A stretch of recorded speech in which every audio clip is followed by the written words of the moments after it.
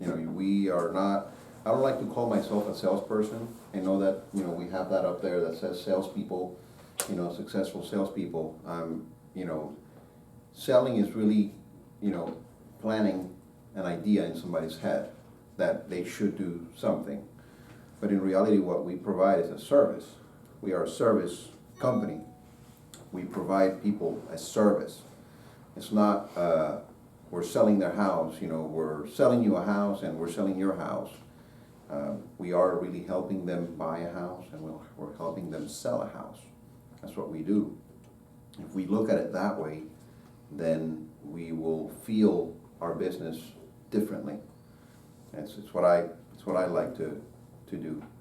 I like to feel a difference.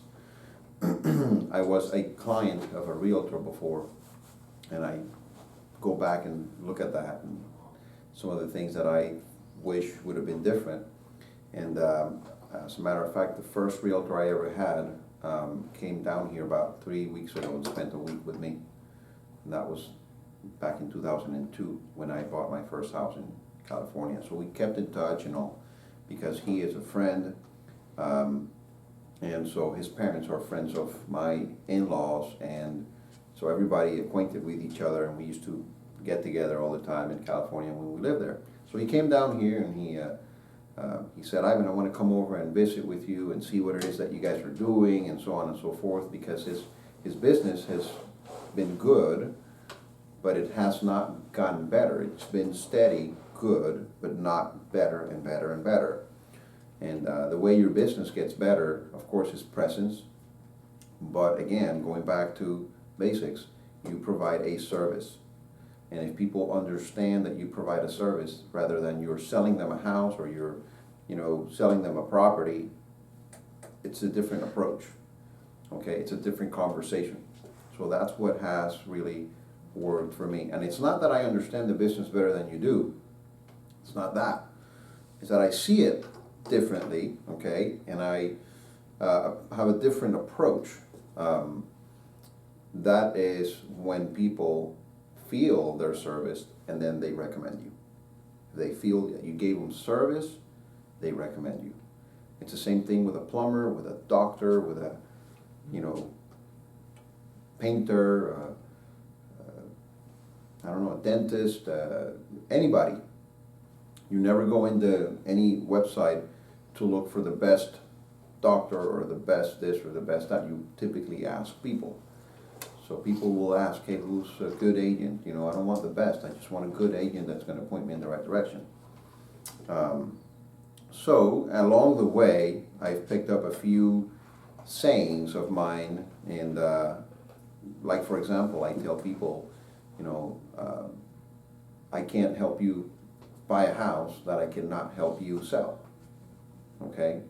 If you buy a house back into a busy road, buy the house that's back into a busy road. Okay? I'm going to try my best to help you sell it. I'm going to have a real hard time selling it. Okay? Well, Ivan, how many days has that house been on the market? Well, it's been on the market just as many days as it will be on the market when you want to sell it. 275 days. That's what's going to happen. But Ivan, is that a bad house? No, it's a good house. It's still in the Woodlands. It's still here. It's great. It was built by one of the best builders and this and this and that. But you're going to have a hard time selling it. We have a lot of, in and out flow of people everywhere in Houston. People that come from other places, people that go from here to other places. And so those things have led my clients to believe in me, believe in our team. We all work the same way, we all do the same things, and you do the right thing for other people, the other people will do the right thing for you. I remember when I first started, I used to do a lot of property time, and I had a lot of success with property time. As a matter of fact, I have a client that's not too far from here. That was my first $500,000 client, who stole my client back in 2007 or 8, I don't remember, but they're still my client. They they're thinking of remodeling, so I gave them a few of my contacts to remodel. Some people say, Ivan, but those people that you have are too expensive. And I said, well, don't hire the least expensive. And you point people in the right direction in every aspect of real estate. If people remodel their home, that's better for you. It helps you sell it, and better for them. They make more money. So those are some of the things that I typically use. Don't hire the cheapest guy. The cheapest guy is the busiest one. He can never commit to you because he's super busy helping other people that want cheap work. Okay? Hire the best. It's going to cost you a little more money, but it's going to be the best. You're going to turn around, leave, and you're going to leave that guy in your house, and he's going to do the best work. Don't try to get people the cheapest guy. You only work with one guy. You only work with one painter. You only work with one sprinkler guy. You only work with one blind and plantation shutter guy. Okay? Oh, Ivan, can you find me another one? No, that's the only one I use because he's the best. If you want to find someone else, you're going to have to go do the research yourself. And that's how you keep them. If you use the same people all the time, and you tell people this, if you use the same painter all the time, the same AC guy all the time, the same sprinkler guy all the time, same plumber all the time, you have somebody to blame. If you jump from one to the other, you have no one to blame. It's the same with a realtor, okay? Same thing with everybody, same thing with your eye doctor, same thing with your surgeon, same thing with everybody.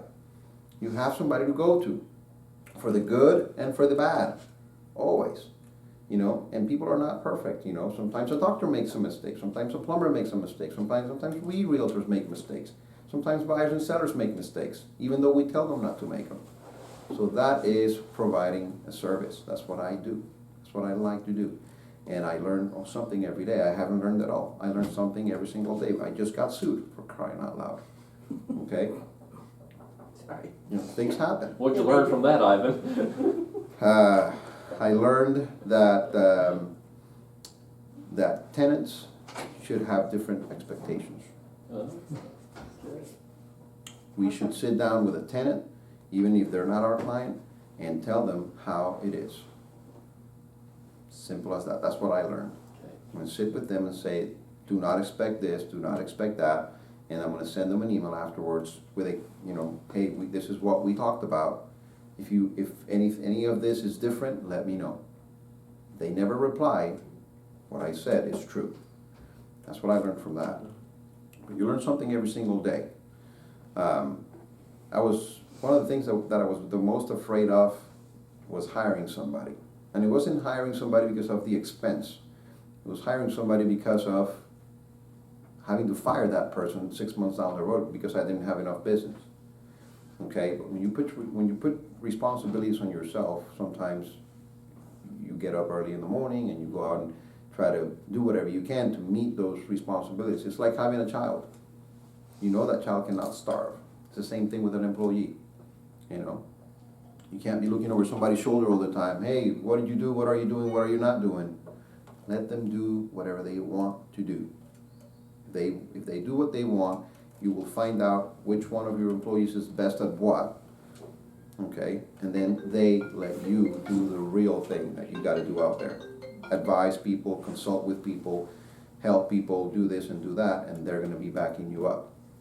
They're going to be backing you up all the time, okay? That's what I like to do. Do you guys have any questions about, when you're working with a buyer, when you're working with a seller? Ivan, if on your repeat business, a lot of times I have people that call me wanting me to help them do things for free. Can't you, this investment house that, we just bought, can't you get me a tenant? Are you going to charge me, or why are you going to charge? I mean, they're always wanting something for nothing, and it's like, this is what I do for a living. How do you do that? How do you approach them? What do you I say? don't do anything for free. I don't like to either. I don't do anything for free. I do discount sometimes when I have repeat business, the same client, okay, I do give them a break. Sometimes I don't care about my half of the commission if they buy an investment home with me, okay? If they buy an investment home with me, then I don't go ahead and charge them if the house has been sitting there for 2 or 3 months, not being leased out. If I lease it out right away, a lot of times I do charge for it, you know, they're so pleased, they don't even care, okay? But you also have to, here's what I did, and it cost me a lot of money, and everybody would think I have a lot of money stashed up in the bank. I spend a lot of money in my business. I put money back in it. You know, I take it out, put it back in, take it out, put it back in. And what I did is, I wish I had more space. I can't get more space, but having space allows you to bring people in, okay, and sit with you and learn a little bit more about you, because you're constantly trying to learn something about them, and they're always kind of, you know, keeping themselves from giving you all the information. But if you bring them into your office, you know, that's why I like to have a nice office. I don't have a nice office to show off. I have a nice office because I like to have comfort in my own field, okay? And I want to have, and I like good things. I do spend money on myself. I do spend money on clothing. I do, you know, I try to look as best as I could. I try to, you know, have my car as clean as I can. I don't care what kind of car I have. I'm actually looking into not having such an expensive car. I don't need it. It doesn't do me anything, okay? It doesn't do anything for me. What I have experienced is that my experience is what people want. They don't want me to, you know, have a beautiful car and, you know, an expensive car. I think it used to be a lot about cars, It, but anymore I don't think you know it's what, about it kind of cars. goes, it comes and goes, okay? It comes and goes. You can't go out and, you know, show a $2 million client in a, Yeah, you know, $30,000 car. You know, sometimes they balance that stuff. You don't, but they do, okay? Right, They do. exactly. You have to realize that people that have a lot of money, they have a lot of money because they want a lot of money. And there's an ego, okay? There's an ego thing, okay? They want to, and they also hang out with people that have a lot of money, so they have a compromise. Not only just an ego, but they have a compromise to have the better this and the better that and the better house and the better pool and the better pergola and the better car and the better shoes and the better clothes and everything. It just, you know, but you got to balance that stuff out. But if you always look good, nobody knows how expensive your clothes is. Right. Really, who cares? You know, but utilize the fact that you're good looking, okay, because all of you are, just, Sure. you know, use it in your favor. Dress well. That's what I like to do that, you know. And I don't think I'm good looking or whatever. I like to look good. I like to be clean. I like my nails clipped. I'm checking my nails all the time. I'm checking my collar all the time. I have these little things that I bought that are magnets so that my collar is always straight. I'm picky about that stuff. I want my desk to be clean. I want my car to be impeccable.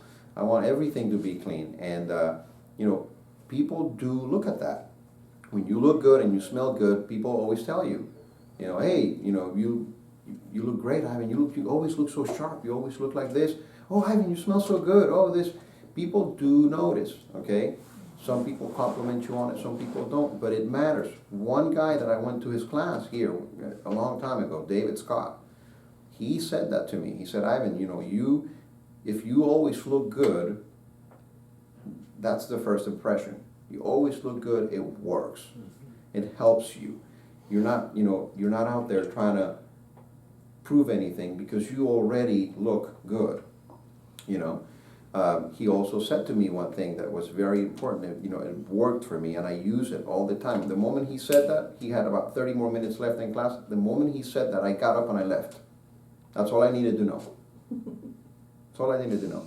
He said to me, he said, Ivan, well, to the class, he said, when you go to a listing appointment, you have to be realistic of the fact that there are only two things that sell a house, he said. And I took that as of that very moment, and I've used it all along, and it works like a charm.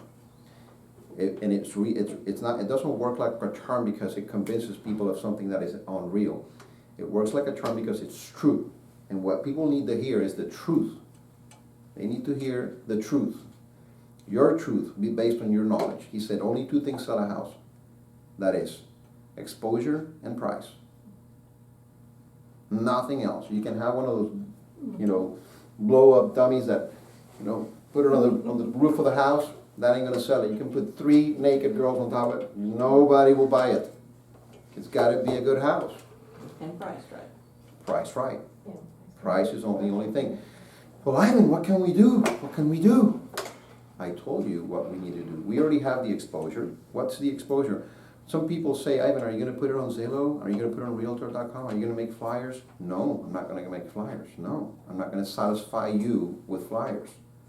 Okay? I'm not going to put flyers on the house, not inside, not outside. I'm not going to do that. Okay? I think sometimes that it's, in a way, kind of rude to put a flyer in the house with your name on it and your phone number on it and all that, because your buyer is going to go come and pick it up. Mm-hmm. Okay? If the buyer wants the photos, they're on HAR. If you want me to send them to you by email, I'll send them to you by email. You know, some people want flyers, some people don't. I do some flyers, I don't do some flyers. Okay? But MLS, you pay for it already. You spend a lot of money on MLS every single year. That is the best exposure. Okay, and when you take cheap photos, everybody, don't take cheap photos. They don't work. They don't bring people in the house. They lower your price. Bad photos lower the price of your home. I don't care what anybody says. Cheap photos look cheap. Ivan, do you pay to feature your listings on Zillow, Trulia, Homes.com, Realtor.com? Not a dime. Okay. Not a cent. I don't spend a dime on marketing. I market in some aspects. I market online. Some ads that I have online that Natalia does and all that. Come in. So sorry. Are you fine? Oh, no worries. I don't spend a lot of money on marketing. Let me tell you this, okay? Marketing. Home Focus magazine. You all remember the Home Focus magazine. Mm-hmm. Used to be that thick. Used to be that thick, and it used to sit on everybody's toilet for 6 months. Okay? Right next to the toilet, every single day. Okay, and people will pick it up one day out of the blue, okay, 6 months down the road. Hey, you know, I'm looking at this house that you have in the Home Focus magazine. I can tell you, Mike Cedar, for example, he does all the Home Focus magazine. He does a lot of marketing. Never got a call from one of those. And if he did, he probably lied to me. Okay? Nobody gets any calls from any paper matter anymore. Zillow is not a real website. Okay? They absorb all the information from HAR. They absorb everything. So does Realtor.com, so does Trulia. Okay? I just bought a house. Okay, and I'm not bragging, I'm just letting you know. The house was listed on MLS for a certain price, okay? And it came on Trulia because I didn't know it when I put a contract in, and it was almost on foreclosure. Okay? It was almost on foreclosure. And I had one of my buyers, my present buyers that I was working with during the process of purchasing my home. The house came on a pre-foreclosure list, and Trulia listed it for $500,000 less than what I was buying it. Oh my gosh. The guy, my client, sent it to me. He said, Ivan, I love this house. I want it. Let's go look at it today. I said, that house is under contract. Well, how do you know it's on Trulia? Look at it. I said, I'm under contract on that house. Here's the contract. Okay, I showed it to him. I showed the contract to him. It was, you know, in the upper range. And I showed it to him. Trulia is not a true website. It doesn't have true information, and it's not updated 24 hours a day, you know, every single day, every second of the day, like HAR is. Okay? You already pay for HAR. If you list a home on HAR, pull it up the next day, and you'll see it on Trulia. You'll see it on Zillow. Okay? Zillow and Trulia are companies that live off of realtors that believe that they work, and realtors that don't use their own system. Okay? There are several aspects of MLS that you need to look at. Every time you put a listing on HAR, you got to make sure that the map is correct. Okay? This is part of the exposure and price that I was telling you guys about earlier. Okay? The exposure is what we're talking about right now, all the exposure. The best photos you can get. Hire the best photographer, okay? Hire the best photographer. Don't hire the cheapest.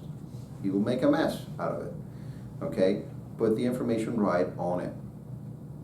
make sure that when you list something in the Woodlands, you don't put, just because HAR says that the Woodlands is not a city, don't put Spring. People, when they look online, they go, the Woodlands. Okay, if they wanted to look for Spring, they will put Spring. Okay, but most people always look at the Woodlands. Okay, excuse me. Your photos, your address should be correct. Don't put east, south, west, or north, none of that. The street name, Court, CT, place, PL. Okay, just check every single part of your listing. Make sure that it's correct. That is your exposure. You already pay a ton of money every year for it. Make it perfect. Look at Mike Cedar's listings. Every time you go to a Mike Cedar listing, you pull, when you have a buyer, okay? You have a buyer, and you go look at all these listings, and when you send them to people, okay, you send a 10 list of houses to people, and people open it up and they always say, oh my gosh, I love this one. You go look at it, it's Mike Cedar's listing. Okay? He got it. He got it. At some point in his life, in his career, he got it. He said, okay, it's got to look good. That's what he does. That's what I like to do. That's what several agents do as well. It's not just him. Okay?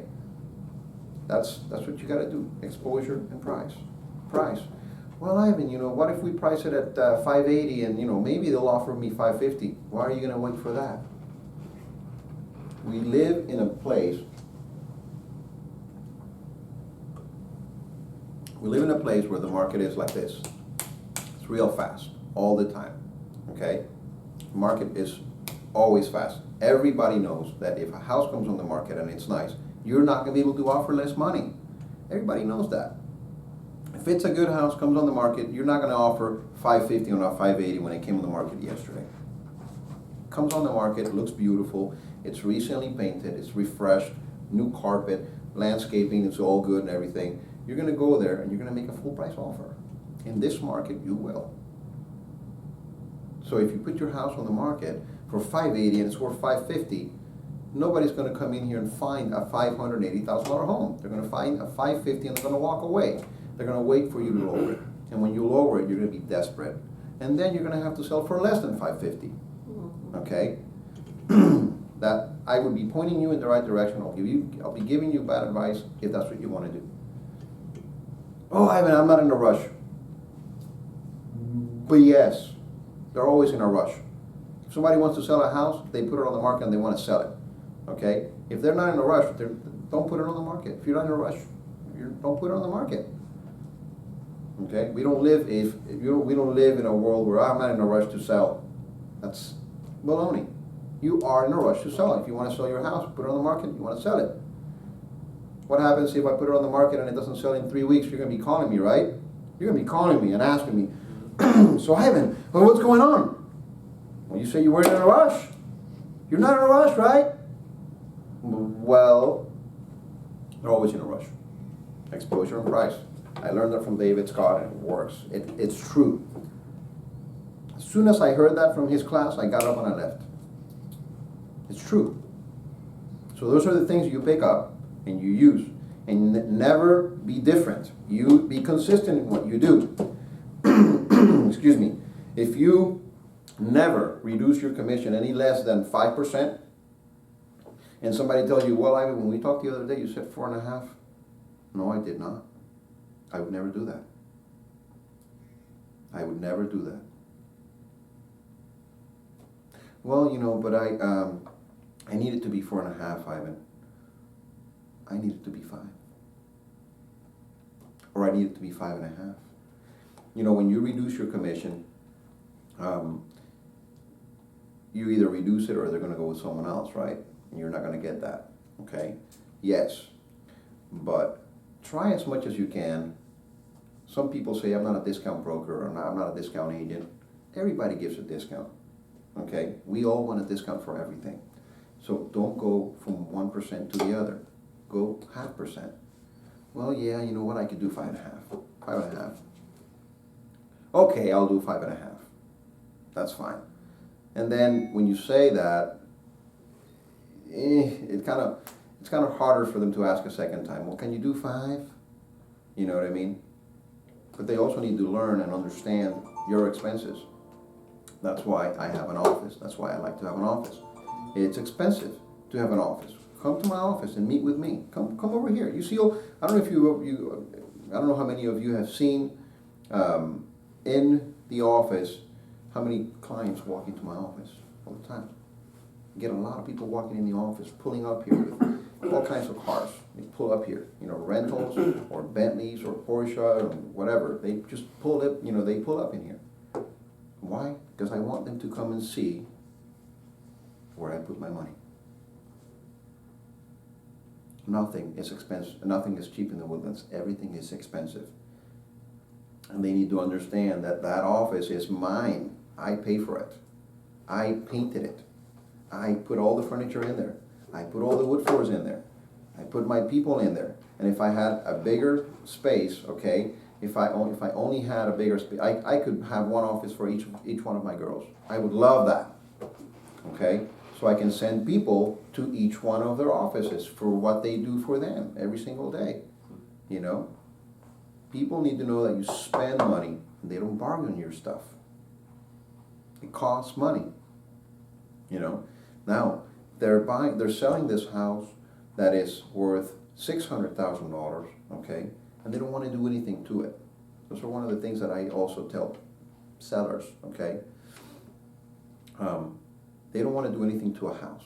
They bought it for $450, or they bought it for $378, or they bought it for $420, and all of a sudden, 5-6 years down the road in this great market that you put them in, that you sold them that house, you helped them buy it, right? So they bought this house, and all of a sudden this house is worth $600,000. They're making $200,000 or $150,000 that they never expected to make. Okay, they come from other markets where they make 50 grand and they're happy. Okay, or they come from other countries where that just doesn't happen. The house isn't selling 3 weeks like they do here. Okay, some people are from out of the country and they've been here for 3 years and they're still trying to sell their house over there. Okay, it happens. They're making $150,000 and they don't want to put $5,000 into the house. Well, what happens is every single buyer that is paying a premium to live in the Woodlands is demanding, and they want a clean house. They're paying a premium. They're paying you $150,000 more for your house, okay, for the house that is worth that much. The clean house, the painted house, the fixed house, the nicely landscaped house. That's what they want. They're demanding.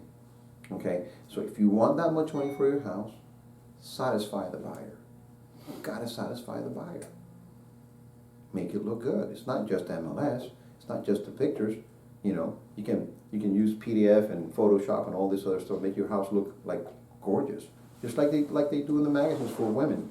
It's the same thing. They take all the wrinkles out, all the fat, all the they look freaking gorgeous, right? That's the same thing. Hi, honey. Welcome. He was just talking about you. I hope it wasn't bad. No. Anyway, so those are the things. People need to understand that if they want to sell a house for more money, it takes money to make money. If you don't tell them what I'm telling you, that I tell my clients, that means you are lying to them. They don't want another liar. They want a real person. Okay? And we are RE/MAX. We have a name above us. RE/MAX doesn't give us money. We have a name above us. Okay? It's a brand. It's a good brand. And what they expect from us is what we usually expect from that name. Well, guess what we have with RE/MAX, okay? We don't just have the name. We have the best location in the Woodlands. What people don't realize, okay, is we have the best exposure, okay? RE/MAX is right on Woodlands Parkway in Kirkendall. What else do you want? Okay, we have that. A lot of people don't understand that. They go, RE/MAX is too expensive. Spend more money, have more debt, and you'll make more money. If you want to make a lot of money, have a reason to go out and make it. Like I said earlier, if children, you have employees, same thing. You got to feed them, and it costs a lot of money. Would you tell us the people on your team what their responsibilities are, what they do? Well, when it comes to time where we're really, really busy, everybody rolls up their sleeves and does whatever needs to be done. But Teresa is in charge of all the coordination of any contract that we have, whether we are the seller or we are the buyer. She's the one that goes through contracts. She reads or she prepares contracts, and that's what she does. She follows up and follows through the entire transaction. That's what Teresa does. Excuse me. Michelle backs up Teresa. Okay, Michelle helps Teresa with everything Teresa needs. So Teresa will I'll delegate the work to Teresa.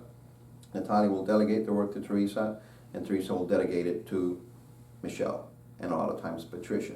Patricia takes care of any money that's received, okay, all the CDAs, all the monies that need to go out. If we have to pay a garden guy because, you know, the seller is not here or the buyer is not here or whatever, she takes care of coordinating all that. Any repair that needs to be taken care of, you know, she takes care of it. One of the things that I do also, and I'll go back to this, one of the things that I do also that helps you not have to be the one, this is important, this is beautiful. Listen to this, and this will blow your mind, okay? You know how they tell you, you go to Buffini, right? You have to stay in touch with your client. You have to stay in touch with your client. You have to send them notes. You know, send them a note and say hello. Send them a note and say hello. Well, we have a system that is as simple as it's no rocket science. We have a system that makes the buyer or the seller call us constantly. Have a reason to call us. Okay? Not us driving them nuts. Hey, how are you? Hey, so is your mom coming? Hey, so is your brother gonna come? Hey, so do you have any buyers? You know, do you have any people coming? Do you have anybody that you know? You know what I mean? Or you send a letter, hey, thank you for this and thank you for that. And it was nice to see you the other day. You know, people, the world is moving so fast. People have a ridiculous amount of devices in their hands all the time. You have a computer at home, you have a computer in the office, you have a laptop, you have a what do you call this? An iPad, iPhone, and you have your email everywhere. All the time you have your email. And what happens is they don't want to hear anybody. They don't want to hear any more calls. They don't want to see any more emails. Okay, so that's what Patty. Okay, she follows up with people that need a painter, a roofer, an AC guy, a sprinkler system guy. And what do we do? Instead of marketing every single month to people, what we do is we follow up with them and say, hey guys, just a reminder, May is coming. The cold weather is going away. The hot weather is coming. You need to ramp up your ACs. You need maintenance. Call this guy or this guy. Year after year, they call us, hey, that AC guy you sent me, I lost his number. Do you have it? By the way, how are you? They call me. I don't have to call them. You send that out by email?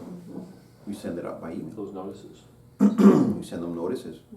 Hey guys, you know, Christmas is coming. If you guys want to wrap gifts, you can leave them in my office.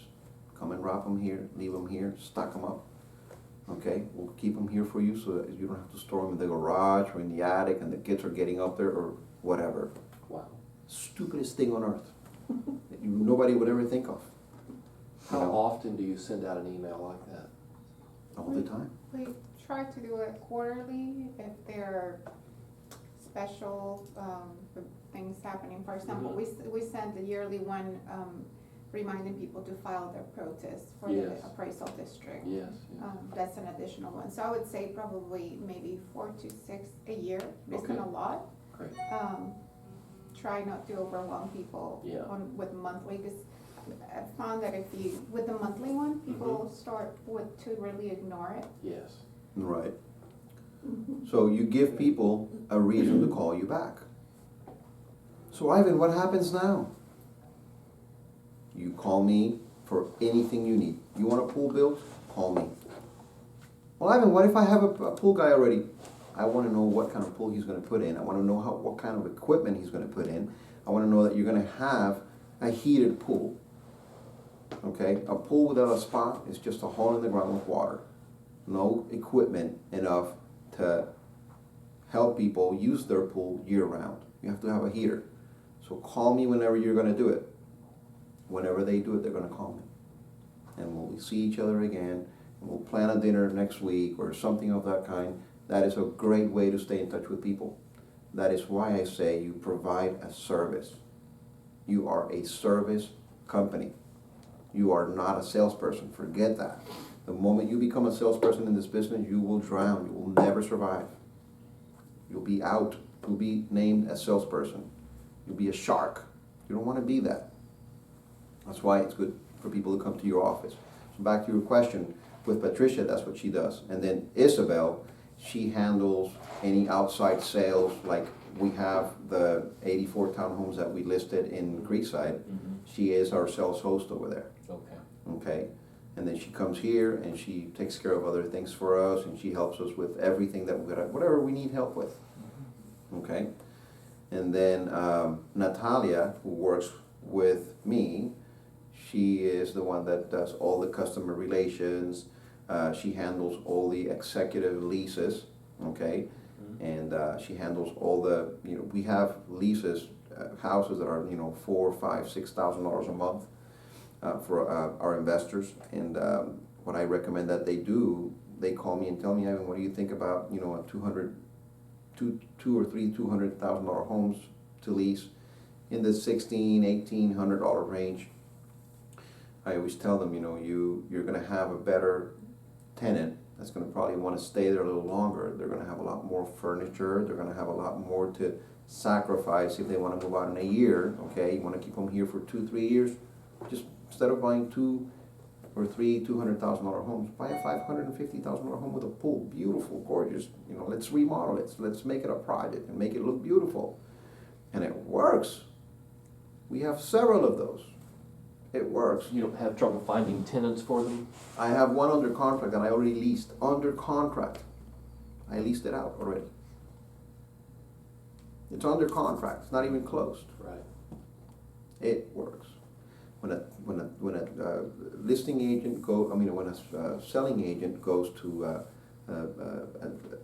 lease house that is large, we want that house leased out. Okay, and this property owner is not. They're buying these houses cash. They're not struggling for money. They just want to make money. So sometimes you can sacrifice a few things and put one thing here and one thing, add one thing here and one thing there, and offer that to the selling agent so he can tell his clients. So when we have a selling agent going to show one of our large lease homes, I always call them, and they already know me. I say, once you start that, okay, it's kind of a niche that we have. And the agents that show a lot of leasing product to clients that are coming as reloads, like people from Coldwell Banker who know us, the Woodlands Interim Housing that know us, the first houses that they look at are ours, because every time I see a showing on CSS, I call them.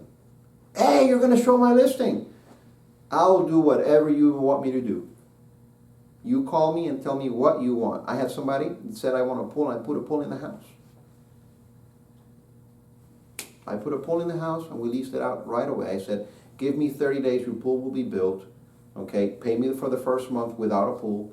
From there on after, pay to me with the pool. I'll put a pool in. I'll do whatever you want me to do. You get it done. Don't be afraid. You are in a market where if you improve these houses, it's a better resale market for you, for all of us in the future. You are part of this community. You are helping these houses become better. Don't be afraid to dump money into them. Tell people, don't be afraid to do it. You wouldn't believe the amount of houses that are being remodeled or will be remodeled in Cochran's Crossing and Panther Creek and all that. Okay? Don't be afraid to tell people, dump your money in here. There's a big reason why the city is dumping money into the Grand Parkway. And the Grand Parkway is coming all the way up to here. There's a big reason why Exxon put 400 acres of, development right outside of the Woodlands. There's a big reason why Anadarko built another tower 2 years ago. Why would they do that? It's good ground. It's a good market. Don't be afraid to put money in it. It's only going to grow. If you look at MLS, you go do your comps, look at houses that sold in Alden Bridge and Cochran's Crossing for $500,000 10 years ago. Bam. They're now selling for $850,000, $950,000. Okay, houses that were $700,000 are selling for 1.3 today. Okay, that's where we live. If you dump money in these houses, don't be afraid to do it. Don't be afraid to do it. So you think if I put money in this house, you think it's going to work out? Yes, it is. Of course. Just don't be cheap about it, but be certain, that it's going to work. If you believe in it, it will work. That's what I like to do. Any questions? Staging. Do you recommend I don't staging? do any staging. No. Fixing up the house? Staging maybe? is kind of In an like, occupied house? Natalia believes in staging more than I do. Okay, I don't. An occupied house that doesn't look too good? Make it bright, make it pretty, paint it. Don't put money in. Making recommendations. If you want a house to sell, you have to remember about the premium. Okay, buyers are paying a premium for these houses. Okay, premium the house. If you put $5,000 in the house, you won't sacrifice $20,000. Okay, people look at that.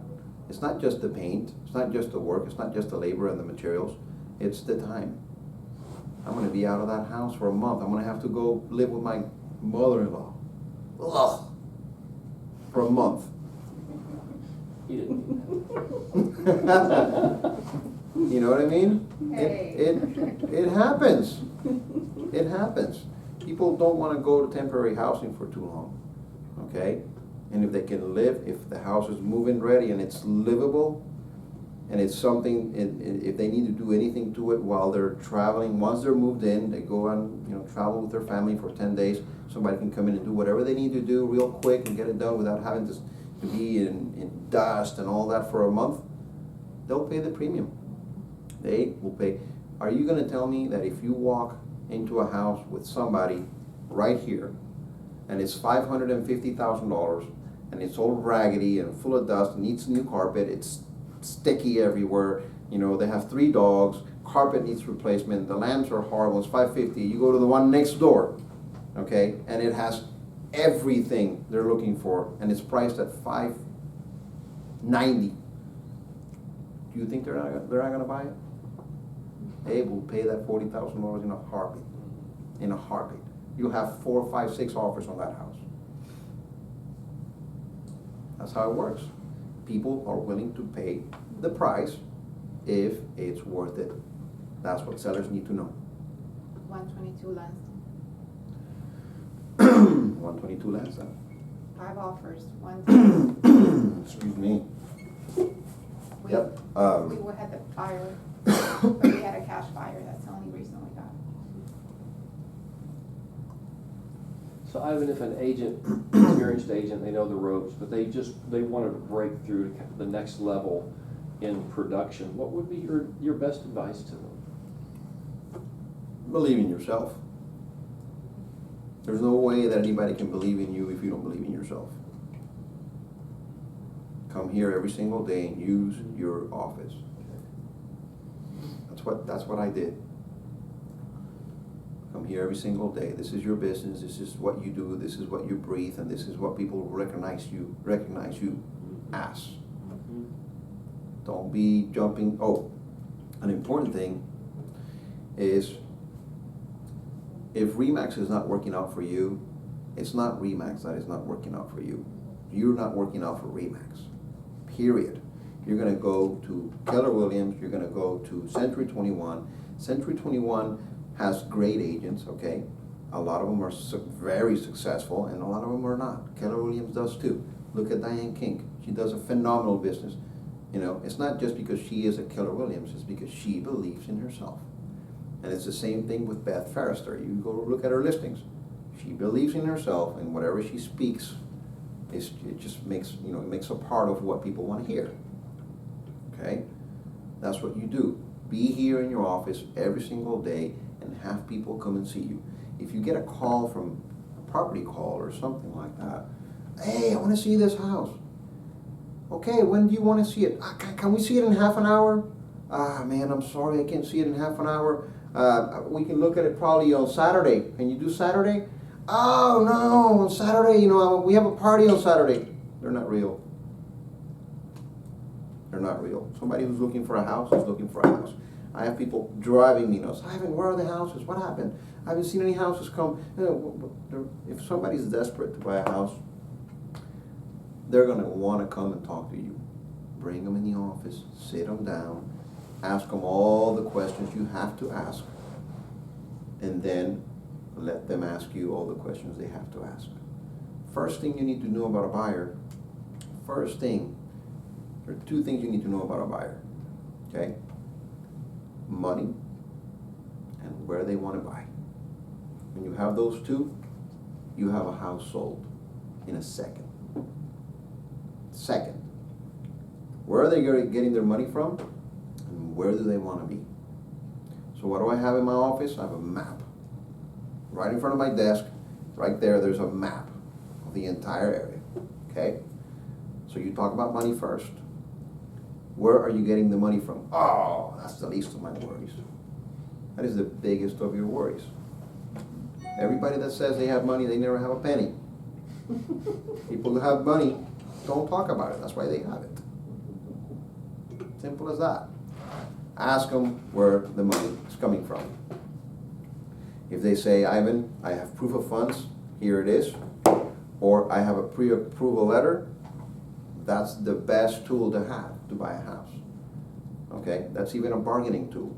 You have the power in your hands. You need financing?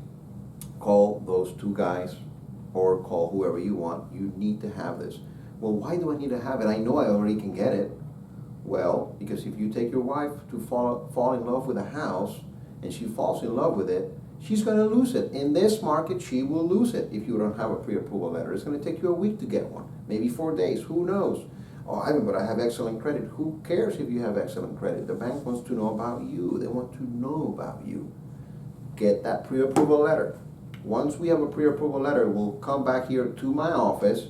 We're not going to go out and look at houses. We need to find where you need to live. Or we can look at that now. And I'll mark it right here with one of those dry erase markers on the map. I have a map that you can write on. I'll mark it. I'll put your name on it. This is the area where Peter wants to be in. Okay? Why? Because they need the schools, they need an elementary school close to the house. Their 12, 14-year-old needs to go to McCullough or the Woodlands High School or whatever. So we need to be right here. The moment that person comes here with a pre-approval letter, you are ready. While you're not busy, you need to get out and drive. Drive, drive, drive, drive. Get into a neighborhood, drive it. Get out, go to the next one. Get out, go to the next one. You gotta know where people want to live. Gotta know where you're gonna put them. Learn your area. That way you can talk about it. You can tell people, okay, well, so where you need to be is right here. Because of this, this, this, and that. Okay, Ivan, that's all I needed to know. We got it. Thank you so much. I'm going to go to the bank. You said right here, right? Yeah, right here. Okay, go to the bank. Go to the bank. Get their pre-approval letter 4, 5, 6 days later, 2 weeks later, whatever. They come back here, Ivan. Here's the letter. We're ready. Okay, let's go. Last week it happened with Mr. John Garcia. His brother is a client of mine. They came in here. I sent them to get a pre-qualification letter. They brought the letter. And then, so we scheduled ourselves to go out tomorrow.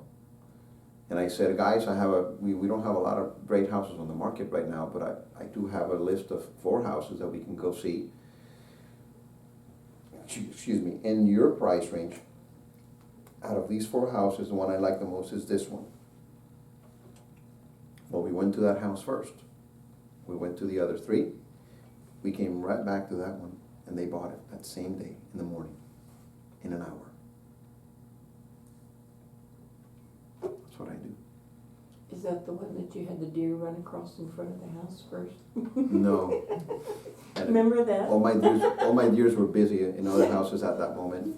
He sold a lot because there was the deer was Yeah. out there. He had them go out and, Yeah. and sit there and look pretty He for keeps them in the trunk. Yeah. I feed them well too. That was fun. So those are some of the things that I like to do, and sometimes we all get busy, and sometimes you just keep going and going and going and going, and you just don't have time for a lot of things. I wish I had more time for the family, for the kids, for my wife, for things like that, and but we're getting there. We're getting there. It just takes a lot of effort. When you have employees, you have to make sure you pay what you have to pay them, and it's not about trying to keep them. It's not about paying them or how much it's going to cost you. It's about keeping them here and not letting them go, because they count on you. Keeping them happy. Well, yeah, keeping them happy, yes, but keeping them here. You have a big responsibility with those people. They need to stay, they count on this income. That's the most important thing. But on the other hand, you gotta learn that if you have people working for you, you can perform better. You can. You're not doing all I used to do all the contracts myself. I used to come in here, excuse me, and write up all these contracts and write up all these leases and purchase contract and all this, and just stay here until 1 a.m. That's how they'd be calling me. Hey, when are you coming home? Well, I'm still in the office. I don't know how many people in this room remember, but I had a lot of people. There are a lot of people in this building that remember when I was here until 12 midnight. When I was here early in the morning, and I was here until 12 midnight every day for months and years. Right, honey? For years. And those days are gone. Now I can go home at a more decent time, or I go to an appointment. Sometimes I'm at appointments until 9 p.m. That's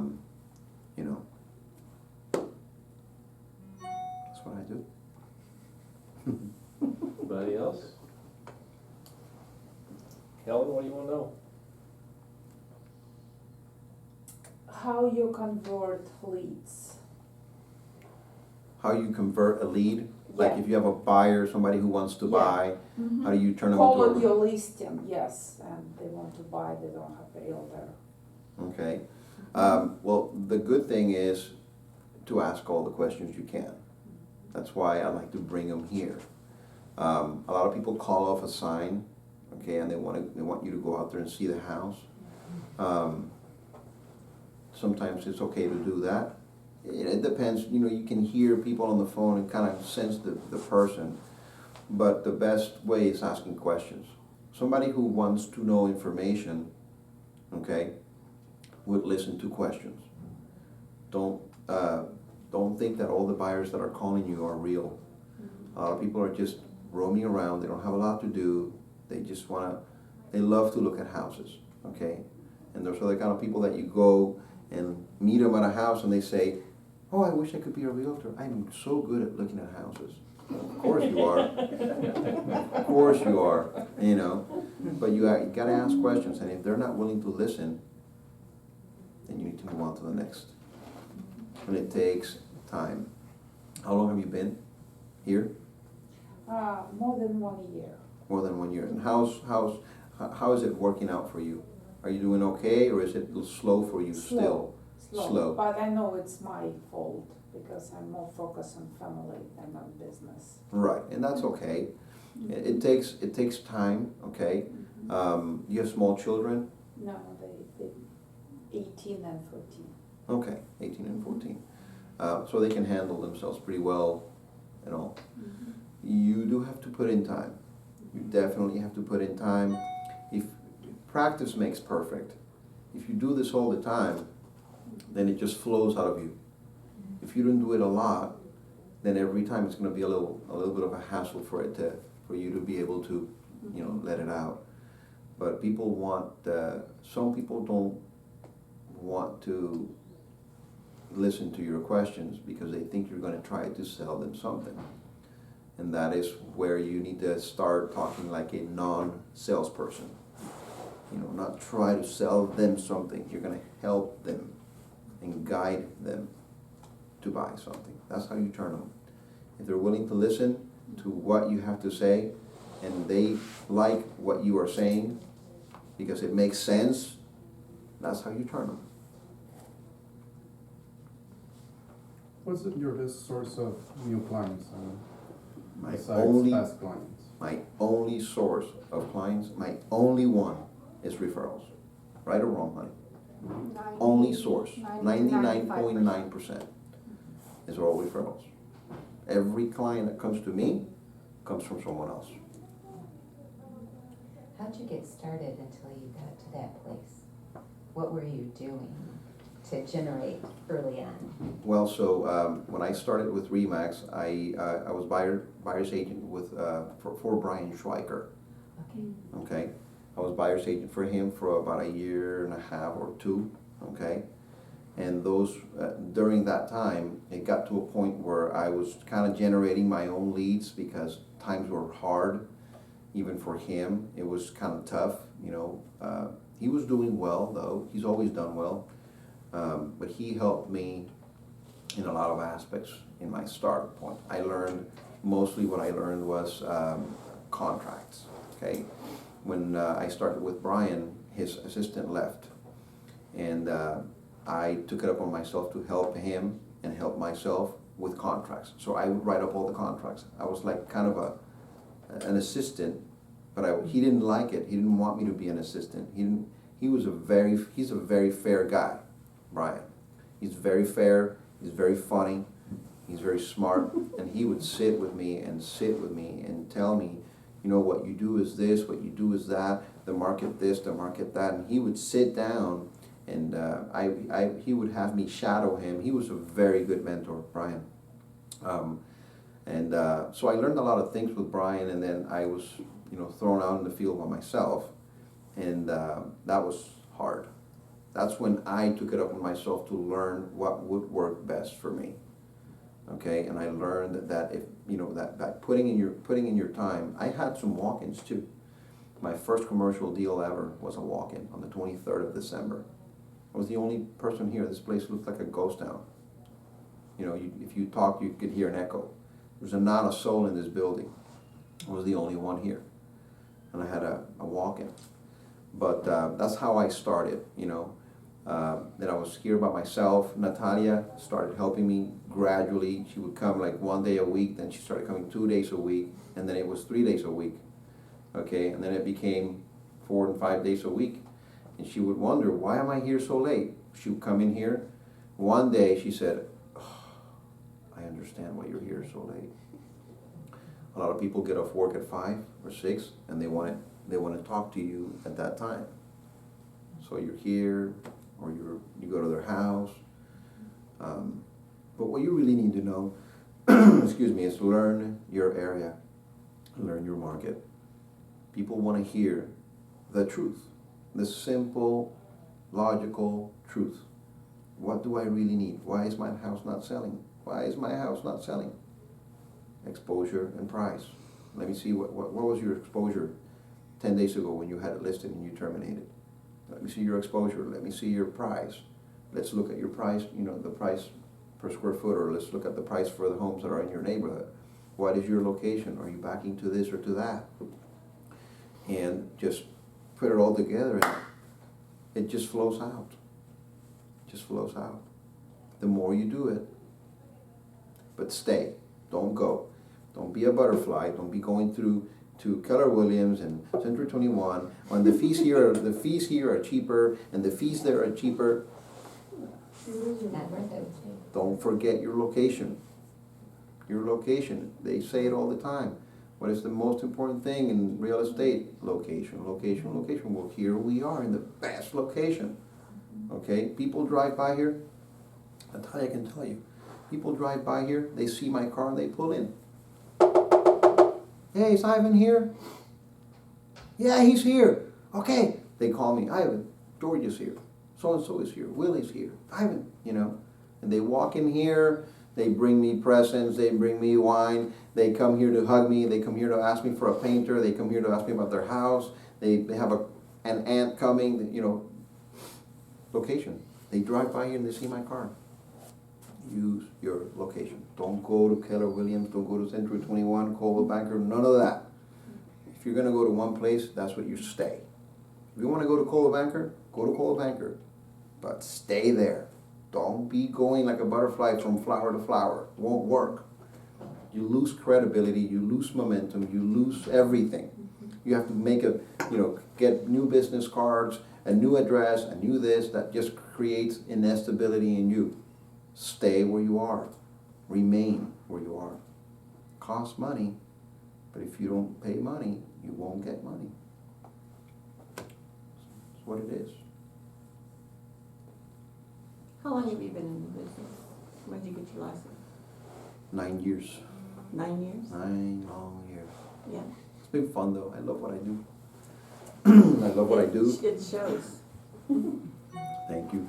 Yeah, I love what I do. I like it. I like the fact that we're close to home. I like the fact that I work with Natalia. I like the fact that she's not out there struggling doing one thing that she doesn't like. She's doing her own thing as well. She learns something every single day as well. And she helps me in the business incredibly, and I love her to death. And it's not easy working, husband and wife. Sometimes, she wants to probably kill me. Happens a lot. Vice versa. But I like the fact that she lives a comfortable life close to the kids. All she needs to do is just drive a couple blocks down the street and just go with the kids in the afternoon when they come back from school. Another thing that I did that was a blessing to our lives was we have a maid. We hired somebody to come to the house every single day and do all the laundry and all the cleaning, and it's expensive too, but it allows us to come home and really enjoy our house. We come home, we sit down, okay, with the kids and this and that, and we can do whatever we want, and we don't have to clean up. Before it used to be that we used to come into the house, and I used to do the laundry, and Natalia would clean the house. And trust me, Be up until 4 I in did the it. morning. I did the laundry myself every Thursday night until 3 in the morning. Every Thursday night. And this has just been the last couple years. Yeah. But it just has made us a lot more productive. Yeah. Because we get so much more done. Is it a live-in maid? No. I wish she was. I wish she was. And if I find one that is a living, I have a bedroom for her. Yes. The best thing to have. Somebody would, she becomes a part of the family. We help her too. We pay her well. We every time we can, we give her a bonus. Okay, we give her Christmas gifts for the kids. It's just another business expense for us. That's how we see it. Yeah. It's invested in our business. It's invested into our sanity. Right. And it just makes everything so much easier. It's only 9 to 3. We still do a lot of work around the house. Ivan is still out in the yard every chance he Oh yeah, gets. I do a lot of stuff around the house. Mhm. I hang pictures, I hang lamps, I do electrical work, I do paint work, I do cleaning, I do washing, I do everything. I know how to do anything around the house. I can do the dishes better than anyone. I can do the laundry better than The anyone. best housekeeper I I've can ever known. I can clean the house better than anyone. So if she gets to go, then I get to clean and I get to do it all over again, and I don't care, But it's learning and knowing a little bit about everything. But that has helped us incredibly. That has also helped him train our move in and move out cleaners Yes. to his standards, they do a really good job. I drive by houses sometimes that that my clients bought a long time ago that I haven't talked to in a year or two. I have a pressure washer that I bought. It's a pressure washer for the use of all my clients. That's another incredible tool for them to keep in touch with you and not you with them. Okay? Tools. A ladder. I need a ladder. Where can I get a ladder? Oh, just call me, I'll get you one. I give clients my code to my garage and they come in and out all the time. They come in and get the pressure washer. I have a gas tank right next to it for them to, take the gas and use it at their own will. If they need help with it, I'll help, I'll give them a training as to how to turn it on and turn it off and clean it or do whatever they need to do. And they come and pick it up, They call me about that kind of stuff all the time. Leaf blower, a leaf blower. Hey, Ivan, can I use your leaf blower? My garage is all filthy. Yeah, come pick it up at my house. They have a reason to come to you. Find reasons for them to come to you in a natural way, in a nice way, in a family way, in an amicable way. Yeah. You mentioned that you reinvest a lot in your business, like some examples of that, not only employees, but other things that you do. That's something that I struggle with. Like, I don't know what to do with the money, right? How to reinvest in the business. Would make your office a dream office. Make it look beautiful and invite people in. Invite people in.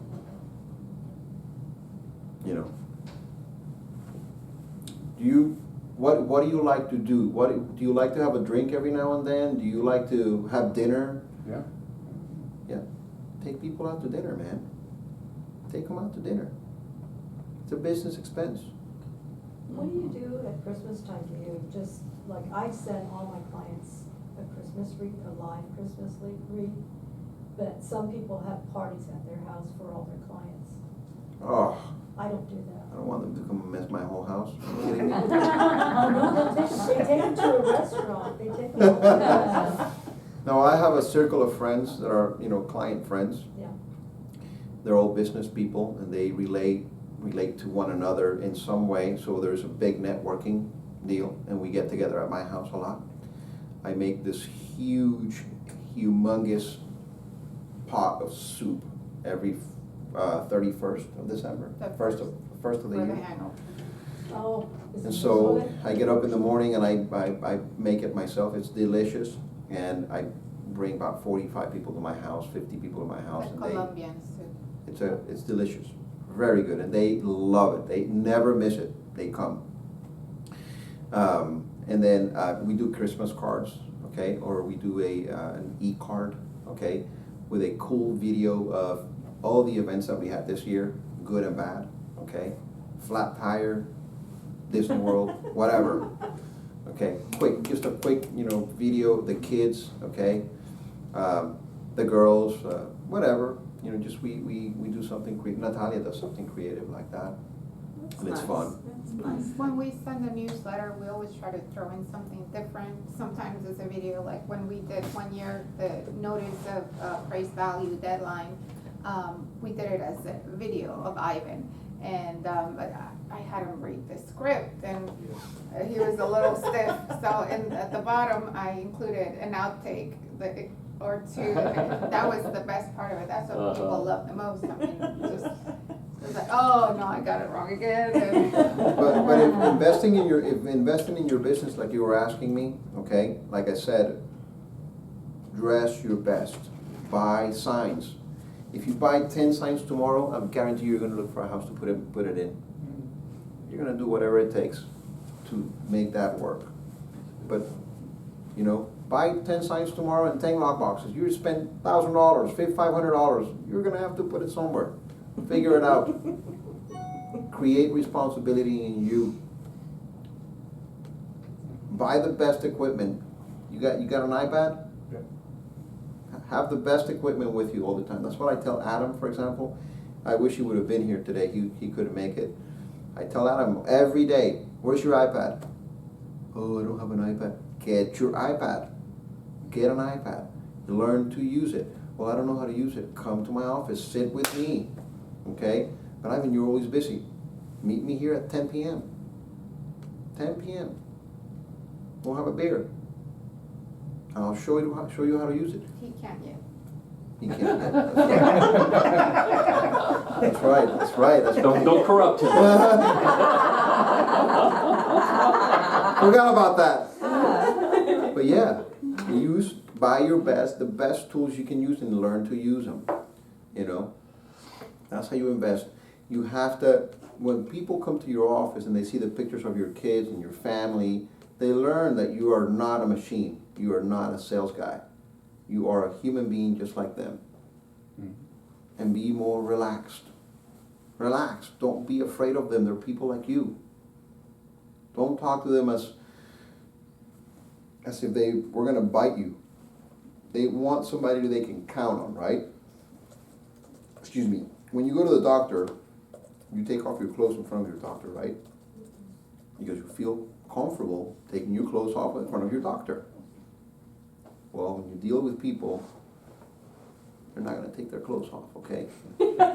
Hopefully. But they're going to be able to relax. They're going to be able to just, they want themselves to sit down. I have a bunch of the best chocolate on my desk. Some people come to my desk to eat chocolate. Me.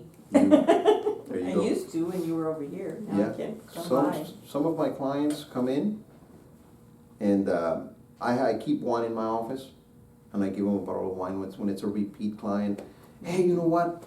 Here, $130 bottle of wine. They absolutely love it. Willie is one of my best clients. He comes here all the time. He owns Frost across the street. Oh, yeah. Okay, he brings us cupcakes and things like that, and every time I see him, I won't let him go. I just hug him and hug him and hug him, and he's the best. Some other people come over here. Hey, Ivan, so what do you got? You got any good candy? Oh yeah, I got this. Be more natural. You don't have to be afraid of anything. The more relaxed you are, the more natural person you are, the more they want. The more they become like that with you. The more comfortable you make them feel, the better it'll be. You learn to do that when you practice. But, like I told Adam, for example, I said, Adam, why don't you take my old office? Oh no, I'm a cheap guy. I'm cheap. I'm not going to spend all that money. Can I put money? I didn't know how I was going to afford that office. I didn't know. And then all of a sudden I said, well, Natalia, let me get you an office, remember? And I said, let's get on. Somebody's phone is buzzing. I thought it was mine. And then we went ahead and got another office with a window for the girls to be happy and have a window and this and that, And I wish I had another one. The first office we had was like about half of your office. No, it was like Adam's, kind of. Like, yeah, or maybe even smaller, and it was one desk and we were looking at each other. Yeah. It's not fun. Yeah.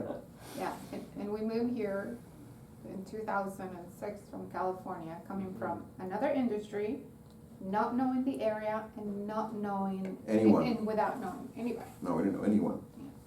It was tough. I mean, it was hard, but it was the good hard, the good hard, the hard that you learn from, and you just keep going and going and going. And people have been good to us. I mean, everybody here at Remax, they've been really good to us. The people in the neighborhoods and the clients that we have, they've been really good to us too. I mean, everybody's been good. So, go to as many events that you can too. Go to events when you can, like evening events, galas and things like that go on in the neighborhood. Know people. Get to know, like my doctor is my client. Our physician, he's our client. And our dentist. And our dentist, they're our client. Every time they ask us just a little question, we tell them in in a brief moment what they want to hear and what they don't want to hear. We're not afraid of telling them the truth about it. That's how it is. And if you have any questions, come into my office and talk to me. If you want to spend some time with me, come and spend some time with me in the office, at 8, 9 p.m. Ivan, can we meet tonight? Yeah, we can meet tonight. Hey, can we meet tomorrow night? Yeah, we can meet tomorrow night. We'll have a long chat. Ask me whatever you want. I don't care. There's nothing to hide. Nothing to hide. Do you have any goals, specific goals in mind coming up, or, are you looking forward to doing certain things? Anything in particular? Our only goal really is we want a house on the beach so that we can have a place to go to every summer, every winter. Mm-hmm. That's our goal, really. As far as work goes, my goal is Keep doing what you're doing? keep working. Keep working. I want to get a couple of designations that I want. Do you? There are a couple of designations I want. One of them I debate all the time. I don't know if I want to, and it's becoming a broker. Okay? Not because I want to become a The fees broker. are more. Not because I want to be a broker and go out on my own. No, I don't want to do that. But to have the designation of being a broker and have the knowledge and some of the capabilities that you have when you're a broker. I think it gives you a little more, Credibility. yeah, prestige, in your business. That and also a little bit more benefit. You have a little, you can do a little bit more being a broker. And then, maybe one day I'll be needed to be the broker for the office. You just never know. But I would like to have that designation. Mm-hmm. It's a good one. And then I want to get the commercial designation. CCIM? CCIM, yeah. That I would like to do because I do a significant amount of commercial, Mhm. enough to want to learn To get that. into it more. Yeah, Yeah. commercial is also a good deal. Hey, can you check to see if somebody wants to meet me right now or something? I think Jaime should be here at 11:30 probably. Mhm. So I think, anybody else have a last question? Last one, we're good? Mhm. We really appreciate that. Well, you're very Yeah. welcome. I appreciate you allowing me to do this. I've never done this before.